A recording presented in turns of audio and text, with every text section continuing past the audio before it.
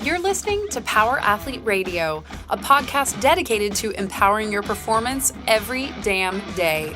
Join former NFL pro and Power Athlete founder John Wellborn as he dissects the greatest minds in strength, conditioning, and more. So whether your goal is to be the hammer, destroy mediocrity, or simply move the dirt, you've come to the right place. Now with the warm-up done, let the gains begin. Hey, Power Athlete Nation, I want you to buckle up for a hard-hitting podcast with Mr. Matt Vincent. Matt is not only a good friend, a mentor, and a confidant, but a person who has traveled the world and has experience. I count him as a friend and have enjoyed this podcast more than I have in recent others. So it's a spirited conversation, lots of twists and turns. We get into Chris Williamson's deal on man points, which I've been wanting to talk to Matt about, and I'll kind of hit that recently with a blog post. But I want you to buckle up, prepare for Mr. Matt Vincent. Well, you also have a really interesting perspective because of the group that you work with. You know, you're not dead yet, and you're kind of mentoring young men. And I peripherally, even though I've never jumped into your thing, I peripherally always watch it and get the emails and kind of see the social. Yeah. So I get kind of not a perverted voyeuristic look, but totally. Like I can kind of like peer in a little bit, but it's more about me just checking in on my friends. Yeah, right. And so like trying to stay current. Like I think one of the shittiest things that can happen to me personally is connecting with a friend or talking to somebody like, hey, I'm talking to you.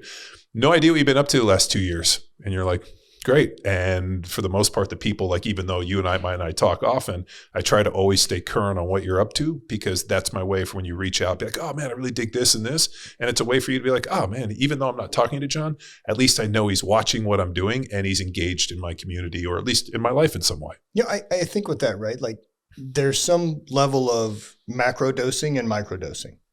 And so me being able to follow online because we are connected, but also live, 12 hours apart, gives me some micro doses of what John's thinking about, what he's doing, training with the guys, doing jujitsu, doing these type of things. And then when I do come through town, I get these macro doses of being able to not just have a casual conversation, but we drop into 2 hours of this. Yeah. Like we are in each other's fucking head for 2 hours, man. Like this is the good stuff. Yeah, this is exactly it. And these are my favorite podcasts, because a lot of the podcasts I do are very interview oriented. Sure. You know, you sit down with a list of questions and a directive, and I'm interviewing somebody that I don't personally know. Well, and education based. Yeah. And there, there's an agenda to some extent. Like if I'm talking to you about something that I know that like, these are the questions, this is why I'm having you on. It's very rare that I have somebody on that's like, so what's up? What are we going to talk about? Well, and it's also interesting too, that when you catch yourself asking questions for the audience and not your own interest. So I've done hundreds of bro podcasts that have just, were amazing for me, and Chicken Soul is the soup of the soul. We're good at filling my bucket, but yet in terms of like content that was engaging, that the world, they fucking don't care. They don't give a shit. No, they don't give a shit. But then you have somebody on, like I had John Shrek, John McPhee, Shrek, who's the sheriff of Baghdad, Delta guy, killed insurgents, just like kind of a historic kind of dude in a lot of ways. And he was telling us crazy stories about Saddam Hussein's had these like their kids had these pet lions. And they like took the lions and put them in this cage, and they were just go out there and watch the lions. The lions just kind of hung out all day. And then all of a sudden this lady in a burqa with a little kid walked by, and the lions like came to life, and we were like going nuts. And they realized they had been feeding the lions women and children. Oh no. And it was just a sadistic nature, like going into their palace and seeing the hooks on the ceiling of where they've been hanging people. I mean, it's just like the fucking, like the House of Horrors, something out of Saw. And like having that guy come on and, and now all of a sudden, like, I'm getting all these emails and people are reaching out. I'm like, yeah, it was engaging content. I got a chance to hang out with him. He likes to, to do jits. He wants to train. I mean, he's a bro. Yeah.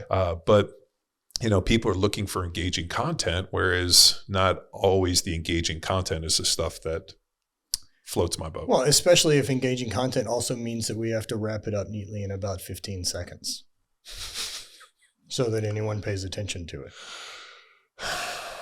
So has our attention span got down to 15 seconds that we can't really digest any content longer?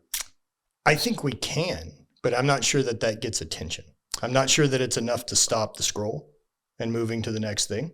I think once you have people kind of in your world, then you can deep dive with it, right? So like, there's a difference in what content I would post to social versus what I'm sending into my Facebook group or into my community who want the long form. Sure. So it's bait, basically, is what you're trying to do to get people into the fishing we're over lures? here. Fishing lures? Yeah. Yeah, like little shiny trinkets. Something to catch attention, and then what you do with it then is where you have to have some depth of conversation to not just be a viral piece of content that goes crazy. And there's so many points to those conversations. Like, it's rare to get something from the 15-second clip other than like, oh, I'm interested. And then having something for people to dive into after that is really where it matters. Yeah. I have always appreciated the long form. Same. Because I want to hear people work through. I feel like you can snowball people for an hour. Even on the podcast to some extent. We've had them at an hour, and people can kind of keep it all kind of in the container. Somewhere around an hour and a half, when you start approaching 2 hours, all of a sudden the container gets a little shaky, the top gets a little this, and people can't necessarily keep up whatever facade they're playing. No, that's, we've noticed that too with, having our own fears of having a community and following and kind of opening it up more to like, come hang out with us, travel with us, do this other type of shit. And what we figured out is like the weirdos, they ain't signing up for a week in another country with you. You can't keep it together for a week, man. Yeah. Like, you're going to be found out. Yeah. And then all of a sudden everybody's like sitting at a different table and they're like, weirdo. Yeah. Sociopath. Yeah. Well, Jordan Peterson had a great point. He's brought up on a few podcasts, but most recently on Lex Fridman, where he talked about social media, and the reason that we're having so many problems is that 95% of the noise is coming from 3 to 5% of the sociopaths that live on social media, and it rewards them because they're disagreeable and this, and they go through this whole thing. And he's like, these, narcissistic sociopaths that have like a sadistic kind of streak in them, they're the ones that perform the best on social media, especially when they're anonymous. And he's like, those are the people that make most of the, the trolls and the noise, and have a lot of the, that are causing a lot of these kind of rifts and a lot of these problems. And social media by design is rewarding these, and the algorithm rewards these individuals. So in a lot of ways, the people that are the biggest sociopaths are the ones that are the best on the internet. Sure. And I've run into this. I'm not going to name drop the individual, but you know exactly what I'm going to talk about. Had a very interesting relationship, or with a guy, but just somebody reached out to me, social media, had a good, rapport, and then met him in person and was like, oh. So this those, a little bit those very much, I'm like, noted. And then it's always so nice whenever you meet someone and it is authentic. Yeah. Yeah, that you get a chance to like be a real person with people, and you realize like, oh shit, that's the same thing. Well, if you really want to get to know people, you need to go get motorcycles and ride for 8 days while trying to film a documentary, and you get a chance to see the loose laces. Dude, hosting a travel show was on my dream list as a Bourdain fan, fucking everything, right? Like any excuse. If somebody was like, hey, we'd like to help travel, my answer is yes. Yes. I think I'm good. Well, I think I'm good, man. Like, I don't know that I want to do that anymore. Bourdain hung himself in the closet. Yeah. I'm a little bummed out that like 2 of my bigger influences are suicides.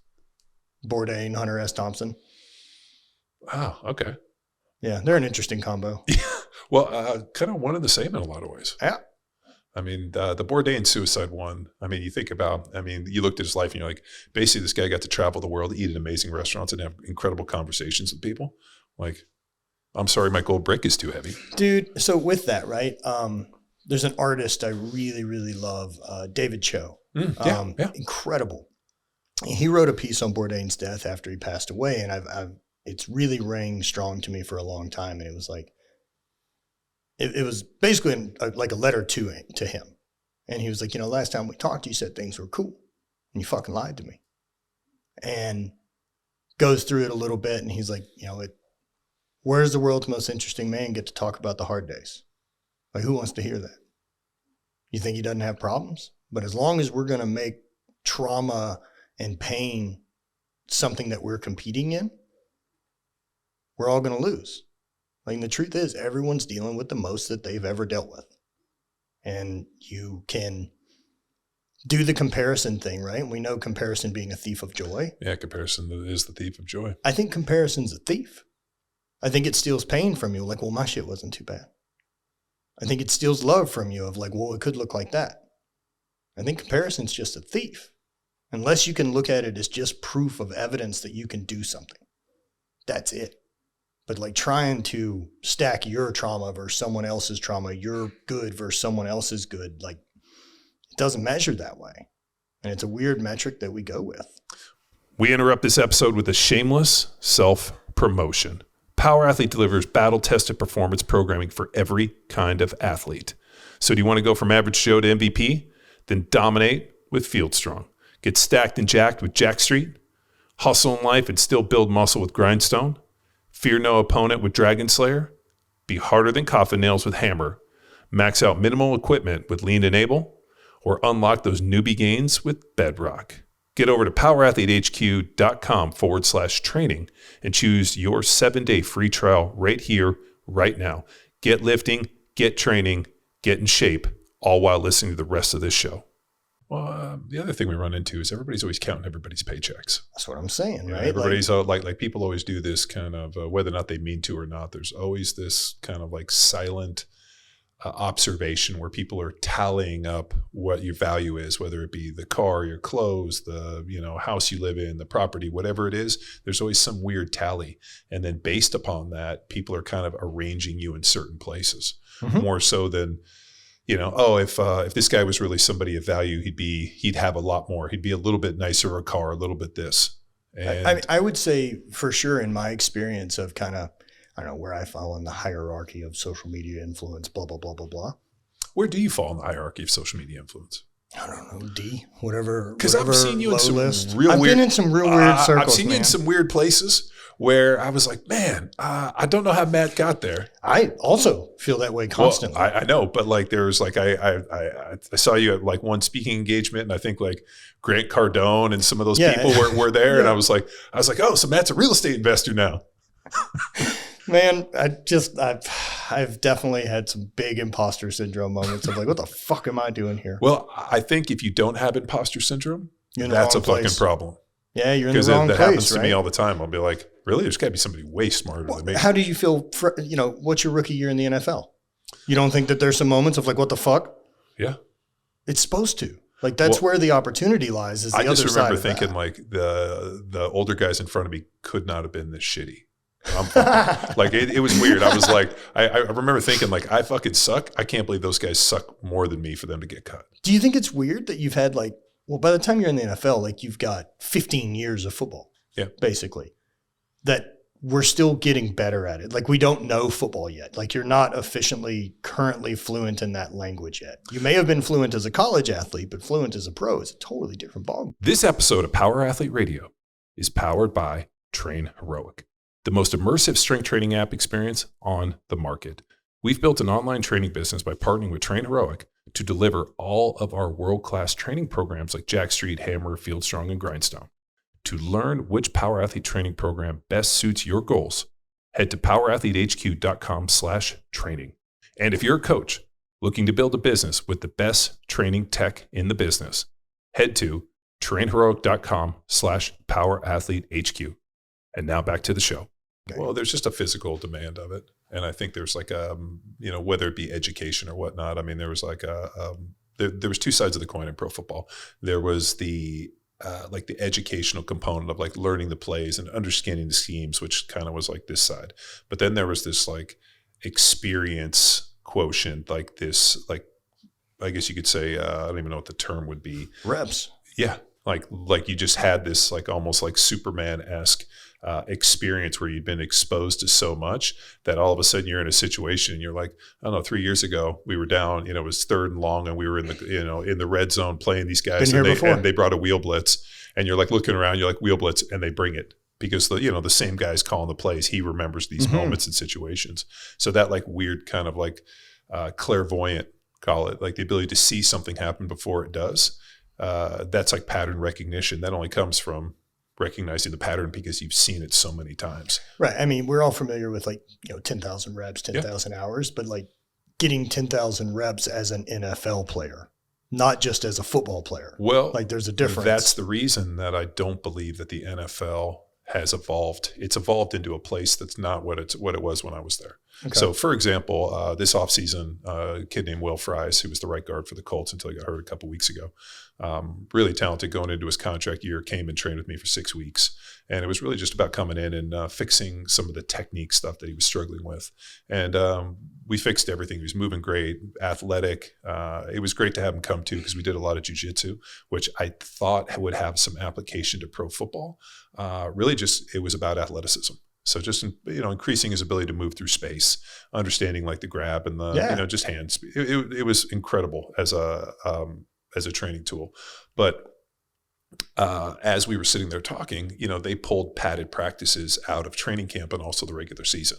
So my rookie year in the NFL, we were in pads for 3 hours twice a day. So we'd go pads in the morning, pads at night, pads in the morning, special teams practice. We did that for 42 days. So I had an insane, and it was 9-on-7, 1-on-1, inside run. It's bashing. It's fucking live bullets every fucking day, to the point where I remember like mid training camp thinking like, if this is what the NFL is, I don't think I'm going to last very long. So when Andy was playing, right, and like just the 2 years he was there, and I remember talking to him about being in Detroit and then played in Miami, and like what the difference in culture around playing was. And so Detroit, well, granted they were terrible at the time, or still, I don't know. No, Detroit's pretty good now. So he said practices there were very shoulder pads, helmets, go through the work. Like we weren't beating on each other to learn it. And when we went to Miami, we beat the shit out of each other. Yeah. And he says, that's also why I felt in Miami that we would fade toward the end of the season. Yeah. He says, we're too fucking beat up. Like he said, you'd have coaches come in and be like, where's blah, blah, blah, blah, blah. And the like line coach or whatever is like, they're off. They're home. I told them not to come in because like they're fucking beat, man. Yeah. Well, so when I was tallying up the amount of hitting that we did in my rookie year and in that first season and even in my first couple of years, I will have had more contact in that initial training camp than he'll ever have in his entire, if he plays 10 years in the NFL. Yeah. So I got so much opportunity to do it with live bullets to the point where there's no way to replicate that. And offensive line play is something that happens in the fight. Yeah, it's like it doesn't work at 60%. No, and like you could do walkthroughs in this, but like once the live bullets in the hitting, and so what we've seen for a lot of the guys is twofold. One, they're never going to have the amount of reps to hone their skill the way that I did. And the other one is that when everybody's beat to shit, then everybody's playing at about 80%, right? And that's a good speed, right? Let's say like 80%, like you're not, like the foot's down on the accelerator, but it's not to the floor. Then what would happen is a guy would get hurt and be out for a couple of weeks, and then he'd come back and be flying around, and we'd be like, slow down or you're going to get hurt. Yeah. And sure enough, those guys get hurt because they were too fresh, they were moving too fast. And so as long as you could kind of keep like a little bit of a beat and everybody was kind of in this, then they get it up for games and there was this perfect deal. Now everybody's so fresh and everybody's so healthy and everybody's so fast and ready for game day. That's why you're seeing people go out and just getting fucking exploded hurt, where all of a sudden dudes are like, both knees ruptured. This guy, like these like career ending injuries are so extreme, and people are like, injuries are through the roof. And I'm like, these guys are too healthy. They're too healthy. Too healthy. That's what like you almost need to have it's almost like you need to have a little bit of a concussion just so that everything slows down enough for you to be able to if like you've drinking too much coffee and you're this and this, oh man, they just need weed. Yeah. This is great. This is great. We just pass that out before the beginning of practice. I played with a lot of dudes that's what they would do. They would smoke a little bit. I mean, that was just part of their deal. And they were like, man, everything happens a little slower. And I feel a little bit like taking the edge off a little bit. That's kind of how I use it. Yeah. No, for me, it's brake pedal. Yeah. So that's why I think, and just, we had so much more opportunity to play. I learned my craft in the fight, and we were just kind of calculating the amount of practices. I'm like, dude, if you play 10 years, you're going to have less practices than I had in my initial rookie training camp. Yeah. And you guys aren't going to be doing 1-on-1, inside run, 9-on-7, 11-on-11, one-on-one run blocking, one-on-one pass blocking, all of these fucking crazy ass drills that these coaches would run. They pretty much just got rid of that shit because they were like, this is like a war of attrition. We're playing these guys, tens of millions, hundreds of millions, and dudes are getting exploded. So the minute that the salaries went up, they were like, we can't risk injury. We don't have unlimited fodder. Whereas before they're like, that guy's making, $100,000. Let's fucking kill him. We can find another one. Yeah. There's a guy off the street. We can pay $100,000. Now they're paying dude like $80 million guaranteed. And they're like, whoa. So we can't hurt this guy. What do you think this brings like with the change of college athletes getting paid? I think it's a really complicated thing, man. I'm sad, one, that I didn't get paid that money in Sure. college, but I'm also glad that I didn't get paid that money because there was a brass ring. There was something to go for. There was an idea like, I'm broke now, but I won't be broke if I keep doing this.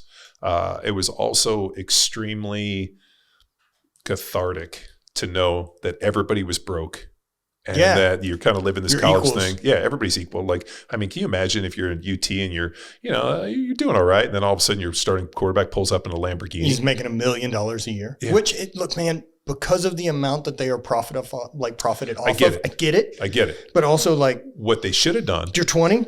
Yeah. Shit. Yeah. Yeah. Like, I think there's a real struggle that say you're good in college, right? But you don't make it to the next level. Yeah. That the highest you've ever earned in your life was when you were 20. Like the greatest things have ever been. What they should have done is taken take those kids and let them get paid, but put all the money in an annuity that they can't touch until they graduate. The real problem. I love the theory of that until I realized that someone else gets control. Well, hopefully it's crooked fuckers. Well, hopefully it's not their parents. Hopefully it's somebody at the university. Like, you hire like actually a legitimate person, not some fucking, slick, hey, it's my financial director slick, like some like legitimate guy. Sean Richardson, who's my financial guy, works with all the Dellionaires, like a guy like Sean, who comes in and he's like, hey, here's the deal. I'm going to sit on this money and we're going to grow it in S&P 500, very basic, simple, institutional model. And when you graduate from college and you go get your job, then you'll have access to this, but only after you've gone through some financial training. We'll give you a small stipend so you don't live below the poverty line. And you pretty much make these kids live a very, not meager life, but like if you're 19 years old and you're driving a Lamborghini with a fur coat, we got fucking problems, because that's probably what I would have done. I'd have been Lambo and fur coat. Can I get the fur in the Lambo and then be double fur? You can't see those problems from that perspective, man. No. And, but that's also me at, 40 plus dad, looking back on this. There's probably a smart way to do it. But also it helps the economy to give a bunch of dumb kids a bunch of big ass money and let them just go blow that shit. What's the dumbest shit you ever blew money on? Oh, fuck. What's the dumbest shit I ever blew money on? Oh, I mean, I had a couple dope Porsches, had a bunch of cool watches. A lot of cool dinners, went to clubs. Like, I was a more experienced guy, more so than like, I don't know. I don't wear jewelry. I'm a white dude, so it's not like I'm having a big fucking iced out chain, Good move now. Yeah. If I got a big piece, it was extremely gratifying and a lot of fun. One, to meet Will as a young NFL player and have him come in and like, this kid was so much more switched on than I was at his age. Think about how much more information he has access to. Dude, I all of it. If he listens to this, he'll text me. I don't know if he's going to listen to it or not. But this kid was smart, like at 24, 25 years old, was smarter than me in my mid-30s. That's just like really well-raised, intelligent, smart. Like, and I think it's just because whether it be social media experience, like these kids are so much sharper. Like, I was a complete moron for the entirety of my NFL career. I just was. And you know why? Because there was nobody watching. There was nobody to keep tabs. And we just were fucking running and gunning. And there wasn't social media and all this. Like, I wonder how different my life would have been if the optics of what we see today after like 2015, because I retired in 2009, what we saw, 12, and it's really been in the last 10 years. I can't even imagine the microscope and the pressures. Well, what it's done really interesting, right, is social media in all forms has scaled celebrity. And so it's allowed there to be scaling like almost in every niche. Like every niche has the fucking man. Yeah. And then there's also a list of people underneath it that have less influence or anything else. And so I think that there's... Why is that? Is that messaging? I just think because we have access to so many varied things at this point that you can go for it. Like if you want to obsess about something crazy, it's there for you to obsess over. So on that podcast with Jordan Peterson and Lex Friedman, they were talking about Jordan's, I enjoy the long form, and I find like he follows all these insane right and left people, and that's where he finds his guests is on Twitter. And his team was trying to convince him to bring Andrew Tate on.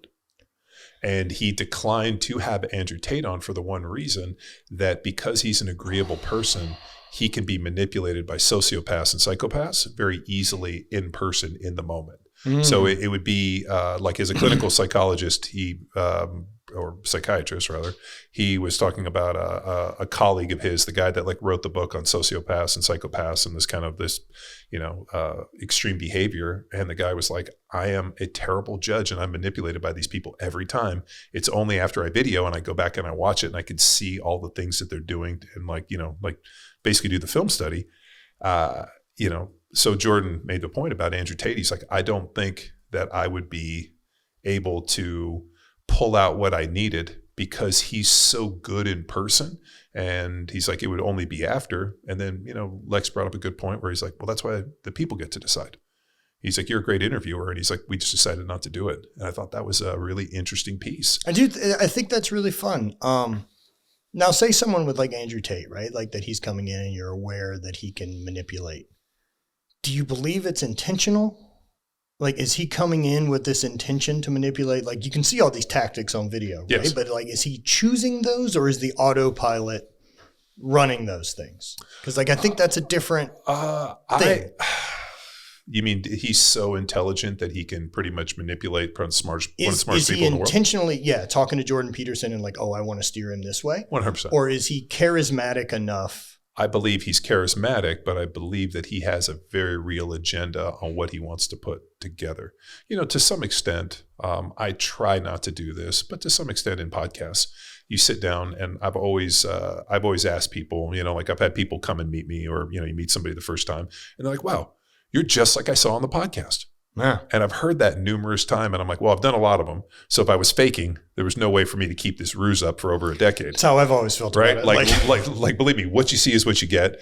And the one thing I always ask is, especially people that have listened to the podcast a long time, I'm like, any of the stories that, because I'm going to retell stories, right? Yep. It's just like in my mind, like there's certain things that are pertinent. And even though you've listened to all of our podcasts, you're probably going to rehear it. Well, good. You get the repetition. Well, I always ask them, have the stories ever changed? And they're like, no, they're usually pretty close. I'm like, good. I got the lies done early. I got the lies done. Right. But there's only so much that an individual can do over a great period of time. Like it's kind of like getting married. You meet this person, you're married to them for 10 years. They pretty much can't fool you after this 10 years. That's fair. Same thing on the podcast. Like I have, we're closing 800 plus 1,000 podcasts I've done. Like the message has always been very consistent. Like it's not all of a sudden I'm over here like, now I'm wearing mala beads and I'm, like that's your deal. Even though some people go that route. Whatever. Even though I have a dope pair of mala beads that every time I look at, I'm like, oh, who? Greg from Grace or is it Gray Skull? No, Greg. From New York. Yeah. Who is the girl that makes it? Heather. Yeah. She's rad. Yeah, Heather made me one. That's these like literally these metal skulls that it's really a defense. Oh, it's a weapon. Oh, it's a weapon. Yeah. Like this isn't for prayer. This is for like, hey, I'm wearing this necklace because I'm really religious, and I take this off and I can like shatter a car door with it. This one, I got while I was in Egypt. We were over there and I had a mala that I was wearing that Bonnie had made. And we'd come out of the Temple Philae and taking our little boat ride back to the mainland. And merchants they're as fucking brutal in Egypt as anywhere I've ever been on earth. Like coming like Tijuana. Like vendors, like just coming up and like, yeah. You can't say no because you've still engaged. Like you're now a better lead because you've responded. Yeah, you're like, ugh. So we're kind of behind this little area. And so the merchants aren't terribly pushy. And I'm talking to one of the guys and he's selling a bunch of trinkets and bullshit. And he sees my necklace and he touches it. And he's like, this is very nice. This is very nice. And I can see him in his hand thumbing through. And I was like, I like yours. And he's like, oh, blah, blah, blah. I was like, we just traded. And so that's where I got this one. I like it. Yeah. Dude, you hustled the hustler. Nah, I traded him. I'm sure mine's more expensive than this wooden one. Who knows how many hands this thing's been through? Yeah. I wish I had a way to track like where that mala is currently. Or what energy it has. Yeah. And so it's been good. But I mean, the practice for me, it's just a physical totem that I can do gratitude with. Yeah. Like it's fucking wood on a string. Well, it's the same thing like a rosary. Yeah. I was raised Catholic. And never really felt connected. Like I remember sitting there as a kid and being like, just looks like a whole bunch of people in fancy outfits speaking a bunch of words that like it just didn't connect for me.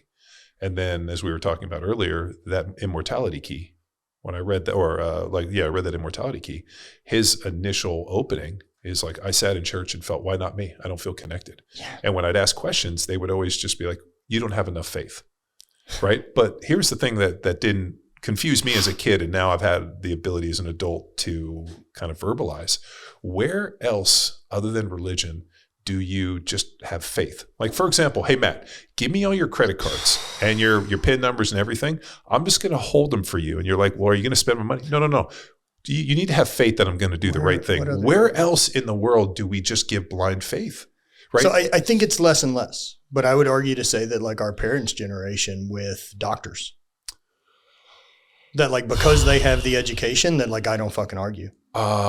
I have a hard time with that because some of my friends are doctors and I wouldn't pay them to cut my lawn. Noted. And right.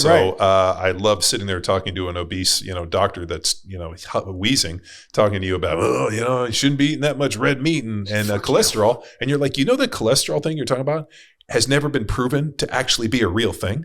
It was done to drive an entire fucking multi-trillion-dollar industry of statins. It's like a fucking doctor that would tell me like, well, breakfast is the most important meal. I'm like, that's marketing by Kellogg's, motherfucker. Yeah. Like, yeah. I was trying to get people to beat off less. That's why he created. Yeah. Bland fucking food. Cereal. Yeah. I mean, it's, whereas you're true, but like, I think people of a certain generation, they saw the lab coat. Oh, this guy's got a degree. That's what I'm saying. Yeah. That there gives this wizard that these people are worth listening to. They've got the sheet of paper. Meanwhile, like most people are C students. Yeah. Like, nobody ever asked where that guy went to medical school. No. And they're like, oh, that guy went down into Haiti. And look, also with our current medical system and what it is, I don't think this is where we intended for it to go, but I think because of capitalism being America's biggest goal and making a profit, then we've assembly lined hospital care. We have Henry Forded the shit out of it. And that's why doctors have 12 minutes to get in and out of fucking rooms for customers. So we're 4% of the population. Did you know 70% of the world's drugs come to the United States? Yep. It's good marketing. I mean, that's pretty gnarly, fucking crazy. Yeah. So I told you a couple years ago, I spoke at this conference on national security at the War College in Pennsylvania. One of the guys that was in my group, I was speaking on the lack of physical readiness of kids 16 to 18, then also 26 to 45-year-old men in terms of like calling out the militia, assuming something bad would happen. So one of the guys that was in my group was a Indian PhD from Brandeis, and he talked about the greatest threat to America was really the dependence on foreign-made pharmaceutical drugs, that if the boat stopped, that we would have, and I'm going to butcher this, but it was like a very short window of time for people to, there was a lot of life-threatening things there. And like, he's like, if all of a sudden those boats just stopped, what would be, like our 330 million people would probably be like 40 to 60% less. And it was like in 3 weeks and then this, and then in 6 months, within a year, like we had hemorrhaged like, more than Thanos. So, and that's, like whatever we're doing in terms of health, whether it be the health recommendations, the drugs, whatever, has fucking failed. So I've been thinking about this, right? Trying to figure out my own perspective on it and kind of what I think. I think we're in a really fascinating time in human history for our species. So if we go back a couple 100,000 years, not what we all kind of consider as forever, which is like 50. But if we go back a really long time, like we're only 2 generations into there being abundance. Like I don't have to worry about food, water, and shelter essentially my entire existence. Yeah. That's really new. Yeah. So like, of course we overeat. Of course we don't manage abundance. Of course we still hoard. Of course we still do all these things. Same with medicine, right? That we're not taking care of it. We want to get rid of side effects. We're not interested in fixing problems. Well, they've proved that. It's easier to give somebody a pill than have them make a life change. And because the capitalism thing is what we're into, that's the route we market. Mm-hmm. It's less good business to help people. Mm-hmm. And I think a lot of that is just due to us being at this very first tip of the pendulum swing of like, our problems aren't survival. Mm. And so like Nietzsche talks about, in opposition to Darwin, that like survival of the fittest. Survival of the fittest continues as long as survival is an issue. As long as survival not the issue, that's no longer where evolution takes place. The evolution goes to the herd because they're safe. Yeah. And that's, I think, a lot of what we're seeing. It's just we don't know how to fucking manage it. We've never had to deal with this before. This is a brand new problem. So of course we're overeating. Of course we're fat. Of course we have all these things. Well, think about too, for the entirety of human history, if you were sick, fat, and slow, You die. You died. Yeah. And so like now, because of modern medicine and all the convenience and everything, like the fact that like, okay, let's say you're so obese that you can't get out of your house, right? Eventually people will stop coming to feed you and this will solve itself. But now with the internet, cell phones, whatever, you just keep bringing them Uber Eats. And as long as there's money on a credit card, they can still eating. So, I mean, that's wild to me. It's crazy. Yeah. I think that's I think a lot of it's just due to the pendulum swing being this first thing. The same way I kind of feel about social media. Like, we're going to sort this out. Like, I don't think this will be the thing that kills us, but we are in the first pendulum swing of having this much connectivity. I think for social media to work, we have to have it tied to an individual. I think the days of anonymous social media where you can just be like, I don't know, fitness werewolf 947. Nope. Right? Yeah, I think that's done. Like that's done. Like, I think what's going to be is that you either have a driver's license, some form of verification, some blue check. Mm-hmm. I think there'll be two social medias. They'll be like divided into groups. You'll be like, have the people, this is who legitimately are. Because now when it's physically tied to a person, like this is just an interesting observation. So I have a blue check on Instagram, mm-hmm. right? Not that I'm really care to engage with people or be extremely confrontational. But what's fascinating is like, if somebody has like makes something and you kind of scroll through the comments, if you'll notice the people that are the most inflammatory and say the most ugly shit don't have a blue check. It's very rare to see somebody with a blue check that's verified say something really ugly. I've also never seen anyone a step above where I'm at talk shit down. Yeah. Isn't that weird? Noted. Yeah, that like I will happily just go delete and block. Yeah. I'm into like free speech and let's have a fucking conversation. If you're criticizing and just being a cunt, I'm not obligated to enjoy it. So Jordan Peterson, I brought him up 3 times, but there was I got a question about Machiavelli. And I always felt Machiavelli, the prince, was very misunderstood, that it was, the end justifies the means, and people have a very negative tint. But I think there's a way to spin it to almost, and I wrote a blog article, it was called Machiavelli for the Nice Guy. It's about using these tenets to kind of sharpen your blade as an individual on like how to foresee some of the nefarious things that are happening, but more importantly, as a blueprint to be a better version. So I kind of flipped the script. I got some interesting feedback from it. And then just within the algorithm, a Jordan Peterson podcast popped up with this, I think his name was Jamie Wheel. And in there, they talked about it. And there was some other interesting piece, but there was an interesting talk about like meritocracy and the idea that, we live in this idea where now today, the equality of, outcome is what people are hoping for, when all we can really hope for is equality of opportunity. Everybody gets provided the same opportunity. Right? That's kind of what's happened. Everybody's going to be the same. Yeah. Right? That's a fucking broken society. What you do is you give everybody the opportunity to do it. Everybody has the opportunity to go to college. Certain people do better, so they get to go to better colleges. And you want those people there because you put them into let's say they go to Harvard or one of these higher institutions. You want those people there so that they get a level of education, level of access to go out and hopefully change the world for the better. So he was talking about, meritocracy, and I played and worked in the largest meritocracy on the planet. Sure. NFL professional sports, no matter how much opportunity, even if you could take people off the street that's like, I deserve to be there, great. Suit up, get the fuck in there. Nope. Right? No, I come from a meritocracy to the point where there was even reverse racism in the NFL. Be like, wow, you're white. You can't be as good as those black guys. I mean, to the point, and then they used to say stuff like, well, you're white, you're smart. So like, you play an offensive line. Well, I was a try-hard white guy who was smart from Berkeley, right? But they'd be like, and I always joke that if I could somehow make my skin darker for a few days, they'd be like, oh man, that kid's incredibly athletic. He moves through space. Not the sharpest knife in the drawer. And these well-spoken. Yeah. He's a little well-spoken. And so that was just the real life of like the realistic, like that's the real story. So, but you can either complain about it or you can just realize that's how it is. That's how it is. And this is a meritocracy. I'm going to go out and I'm going to start and I'm going to play because I'm the best player. And that's it. That's when people are like, oh, my coach didn't like me. I'm like, did he? Well, and because, I think there's a misunderstanding about the education system with that. Like the education system isn't trying to make fucking people that excel. No. The people that excel are going to do it anyway. Yeah. We don't have to worry about coaching them. It's trying to get the bell curve, and it's not trying to get them great. It's trying to make them not a problem. Well, so if you want to do like, I'm not going to, I'm sure I've talked about this on the podcast, but I graduated with a degree in rhetoric, and then I graduated in 4, and then to play my 5th year, I had to get a master's. That was in education.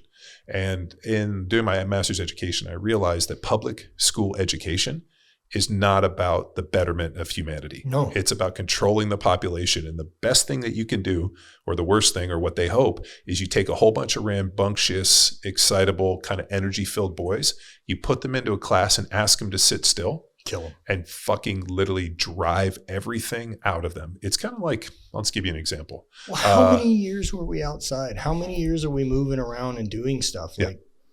And now we're forced to sit in seats. So think about this. Part of the problem too, and this is another thing I dug into a little bit, is the absence of fathers and male mentors. And you know this, but think about it from this point. Let's say you're a boy and you're raised by a woman. What are the tenets and like, what are the defining moments of a healthy boy? Little rebellious, active, moving, running outside, playing. What's the last thing? Getting some stitches. Yeah. What's the last thing a mother wants to deal with? Who has a job and has a family and dinner on this? You know what they want? They want an obedient boy. They want somebody that does what they're told. They want mommy's little helper, and they want obedience. Basically, everything that makes a boy, the mother doesn't want that, because that's way more than for her to fucking handle. So when you run into a situation where you can never ask a woman to raise a boy into a man. They just don't know how to do it. They're just not wired that way. They want an obedient. And that's why a lot of boys that are raised by women just kind of tend to be mama's boys, and they're kind of pushed over with women. So the reason that you have a balance and you have a father in there is so that he encourages the boy to be a little asshole, to go out and do these things. I'm like, go outside, break something, go break a window, go do fucking dangerous shit. Go get in trouble. Right. Yeah. Go get in trouble. Go out and punch somebody in the fucking nuts. Do something that makes me yell at you. Yeah. Make me like do something like destructive. Like he was like, oh, I was outside making can I get this knife? I'm like, what are you making? He's like, oh, I'm trying to carve a gun. I was like, great idea. And when you're done with that, we'll go get real ones and shoot some stuff. I'm like, like anything dangerous that you can, I'm going to one up you on this. I'm like, oh, you want to drive 5? Let's drive 10. And that's why the balance of father is important. But the problem too is a lot of those men become so beaten down and henpecked, and you've seen this especially with men. And you have 3 generations of that. Of fucking women beating you down. I will never not fight. You want to tell me what to do, I'll probably do the exact opposite. And my mom, it was funny. I flew back. That's surprising. No, it's hilarious story. We were going out for family pictures, and so my wife had a lady come over and do some makeup, and the lady walked in, and I was sitting at the computer working on something, and she was like, "What's that big building with all the cars and all that stuff?" And my wife's like, "What do you mean?" She's like, "Oh, there was like a building. There's a bunch of cool cars." She's like, "Oh, that's the shop and the gym, and that's what we have and all that." She's like, "Are those your cars?" She's like, "No, it's stuff my husband works on." And I was like, "Oh yeah, no, those are my cars." And she's like, "Well, they're your wife's too, because they're half. You guys are married, aren't they?" And I was like, I kind of laughed. I was like, "You're divorced, aren't you?" She's like, "Yeah, recently." I was like, "Yeah." The fact that you're coming over here, counting all of my shit as half of her stuff, as half of her shit is crazy, because my wife doesn't. First of all, she goes in there, lifts weights.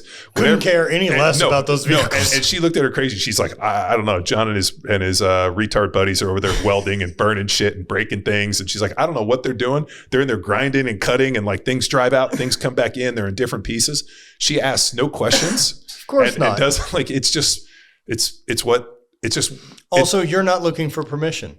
Yeah, I'm not asking. That's one that, coaching now and working with men have spent so long in this time of what I'm supposed to do. Checking these boxes to please everyone around them, to not step out of line, to always take care of others instead of ever take care of yourself first. And so you never become this priority. Your wants are never a priority. And the only way to find love is by being something for someone else. Fuck, that's like the Chris Rock thing where he said men only have value if they can provide. He's like, everybody saves the children, everybody saves the animals, everybody saves women. Right. Men, you only have value if you can provide something for the group. Yeah, and I think that long term gets really tricky. That like, how do I shift from, okay, I did check all those boxes, I got to this certain place in life and I'm fucking miserable. All right, cool. Now you figured out how to get shit done. What do you want to do? And most people have no idea. I was going to say they probably can't answer that. No idea. They don't have know any who experience. They've never tried anything on their own. They don't know how to try things. There's a huge fear of, if I try something and fail, I look like a fool. I'm like, how about you've never learned how to do that? How about giving some grace to like be a fuck up for a little while? Well, and also I don't know anybody who's ahead of you that judges you. Of course. So we talked about that a little bit earlier. It's only the people that have attained less are the ones that are so judgmental. Like I'll never look at somebody who's comes into the gym and comes in and trains their first day and like shit on those people. If anything, I'm like, hey man, welcome to the party. I'm so happy you're here. Get the fuck in here. Let's go. Dude, so there was a couple of years I was traveling to like Canada and teaching a good life and doing some seminars. And I'm talking about bench, squat, deadlift, overhead press. But what I spent most of my time on was like sales and talking to those trainers, because the way Good Life works, they have like 400 facilities. And so as you do in continuing education, you get a raise. Yeah. And so they all do it. And so when I was talking to them, I'm like, it's easy to shit on Globo Gym personal trainer, got a job. But I'm like, anyone who's decided to finally overcome that fear and decide I want to change, like, you're the fucking gatekeeper. It ain't me. Yeah. They don't find me first. I'm way down the list. Yeah. They run in here as a thing, as I'm nervous, I'm this, and I finally overcome it and come into this place. You have so much more influence of whether or not they will choose to take care of themselves or allow this to be the thing. Is like, I knew it. I knew it wasn't for me. I knew I wouldn't fit in. I knew I'd feel like an asshole. And so like, man, your job is to make them come back tomorrow. That's it. Yeah. That's it. Get them back in here again. Consistency beats intensity. Quit fucking trying to convince yourself to destroy it all in a single day with that like macro dose effort. You can't train once a month for 10 fucking hours. It doesn't work that way. No. And unfortunately, that's what people do. I mean, and even the people that have been in shape and then get out of shape, the thought is so daunting to get back to where they were that a lot of them are just like, fuck it, I can't do it. Even I get that all the time. Back to where you were. It doesn't fucking work that way. That's there. Well, I can't remember who said it, but a man never walks in the same river twice. Never walks in the same. It's not the same man. It's the same fucking river. Yeah. Yeah. So stop forgetting about who you used to be and keep your eye fixed on the gaze. Like one of my personal favorite people was asking me like, oh, what's your motivation to keep training? And I'm like, honestly, the fact that The Rock got in the best shape of his life in his 50s. Yeah. Like that's fucking, you look at him, like when I met The Rock probably in his 30s, he would come and train with us in Philly, and Tom Kennedy, who's our strength coach, was at Miami with him. So whenever they would come into town for the WWE, WWF, or whatever the fuck it was, he would come and train with us. And not physically impressive. He wasn't during his wrestling career. He wasn't. And then even when he was making the what was it, like the Scorpion King, and he was in that like that weird fairy thing. He didn't get big until Pain and Gain. And then he went on to Jack Street. He went on to Jack Street. And then all of a sudden I'm seeing him at like his 50s. And I'm like, the fact that The Rock's in the best shape of his life in his 50s is inspiring. That he fucking waited until the moment was right. Maybe he didn't. I don't know. Maybe I don't know. Like he also went on Joe Rogan. Rogan had called him out for taking a bunch of performance enhancers. And then they went on there. And Rogan was like, hey man, it's great to have you, brother. And they didn't talk about it. I would have been like, he claims, well, come on, dude. Like, I know better. Jesus Christ. Yeah, fuck. Like, yeah, you know better. I know better. But also, like, I know that ain't the difference. Well, I know, but I also know how much that impacts a younger generation because they don't know enough to be able to decipher. I've told many people, I can literally give you a box of every drug in the world. You can take them all for 10 years and you're still not going to get a fucking tryout and play a snap in the NFL. No, like that ain't the difference. It's not the difference. But you look at like the Sam Soliks of the world. I don't know what that kid's taking, but he's taking a lot of it. He's taking a lot. Well, and works his ass off. Yeah. Trains like his entire life is dedicated to making sure those drugs do their fucking job. And filming his video content. They're like 30 minutes of him sitting in front. And he edits them. Like the investment that kid is making. I mean, the training is one thing, but like the food, he's all in. Oh yeah. And so when people are like, oh, he takes a lot of drugs, I'm like, the level of commitment that kid has, like I didn't necessarily know until I dug into it a little bit and I watched some like 30-minute clip and I was like, Jesus Christ, this kid is fucking in. And if he's natty, if he stayed natty, no one cares about it. No. It's because he's a freak. Nobody cares until you put on the mask, to quote Batman. It's true. I mean, if he was natty, they'd be like, sweet story, bro. Sweet story. But he's over there fucking looking big and jacked and, covered. And then he did some stuff I saw with, I forgot like the German kid who competes in the deal against Chris Bumstead. Okay. Yeah, Urs or yours. I don't know. He had like a deal I saw on social and I was watching, and that dude was way bigger than him. And I was like, and that's the physique guy. It gives you an idea. Like when you see a true pro bodybuilder and you're like, holy shit, dude, this is like a dedication. I mean, because you pretty much can do nothing in this world. But there's no car that fits you. There's also the brilliant thing to someone like Sam Sulik that he has the origin story recorded. Yeah. Like where he can show you like, this is how I looked. I look like this now. How did I do that? Here's the last 5 fucking years. Yeah. Of every minute I've been awake has been thinking about this. Is that weird? I mean, I know you like to share. So, but doing content for as long as I have, I've had some interesting reflection on it. Okay. I have a number of memories from when I was competing and kind of vlogging and editing everything. I have a big chapter of life that most of my memories are in third person. Because I was editing the day before the next morning. And so like everything that got edited got 2 repetitions, right? Like I saw it again, like I lived it and then I did it again. And so like a bunch of my memories end up falling into like a third person perspective. So that's a little weird. I don't know what to make of it other than that. With me doing it, like I could see some of the traps really early on to not being authentic or letting your audience completely decide what you make. Did you ever feel at some point you were no longer authentic and had to kind of reel it back a little bit? Because the interesting thing for me is I have known you in many evolutions. Totally. I met you as the drifter lifter. Yeah. You met me while I was competing still. Yeah. You're one of the few people I still know. Yeah. And then like the Sornex deal and this, and then kind of, going here, then the knee gets fucked up at my place. You know? So I feel that like that crystallization moment happened in real time. Sure. And then I saw this kind of evolution in this and like, went through all these kind of different spaces into who you are now. And so whenever, I talk about Matt, I'm like, I've seen Matt live like 3 or 4 different lifetimes, but I don't understand why an individual is just granted one life. Like the idea of reincarnation, I believe can happen. Like you can reincarnate yourself however you want. I've done this, right? Like I was a pro football player and I lived that life. And for me to move on, I had to like look at that and say, you know what, that is who I was once, but that's not who I am. Because if I continue to live that life, I won't be able to move forward in my next. Who I am and what I've done are not the same, right? And so for me, and I hope this reigns true as long as we've known each other, and I would imagine because we're still friends, it seems to be one I can bank on is. Isn't it good when you haven't seen somebody for a while and you're like, oh man, we're still friends. I don't think the people that I'm close with, it's just been repackaged a lot, but the same me has been in it.